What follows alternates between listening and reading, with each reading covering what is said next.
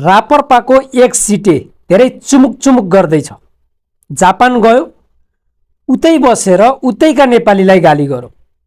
फेरि त्यही नेपालीलाई आफ्नो भाषण सुनाउन किन गएको? भलै उसले ट्वाक लगाएन होला, तर कुरा चाहिँ ट्वाक लगाएकै गर्यो।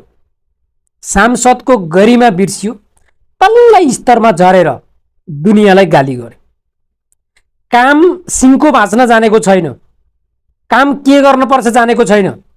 ठुलो स्वरले कराउन भन्दा बाहेक रापरपाबाट जितेको यो एक सिटे अरू केही काममा काम लाग्दैन।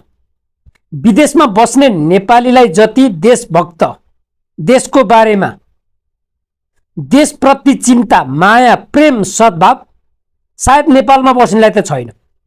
नेपालमा बस्नेहरू देशप्रेमी छैन भन्न खोजेको होइन, तर विदेशमा बस्नेहरू चाहिँ अझ बढी छन् भन्न खोजेको। एक सिटे भन्दा त विदेशमा जुनसुकै ठाउँमा बस्ने नेपालीहरूलाई बढी ज्ञान छ, नलेज छ, जानेका छन्, बुझेका छन्, राम्रोसँग आफ्नो कुराहरू राख्न सक्छन्।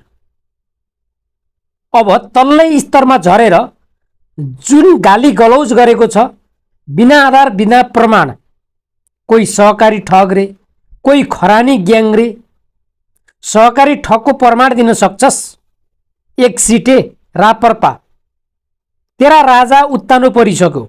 गणतन्त्रको तलब खाएर गणतन्त्रको तलबमा मोज मस्ती गर्न भन्दा बाहेक यो व्यक्तिले अरू के गरेको छ? केही गरेको छ? केही गर्न सकेको छैन। फेरि उसैको कुरा ठुला हुन्छ, उसैका आवाज ठुला हुन्छ, उसैका कुरा चाहिँ मान्छेले हे ठिक ठिक ठिक भन्छ। उसका कुरा केही पनि ठिक छैन।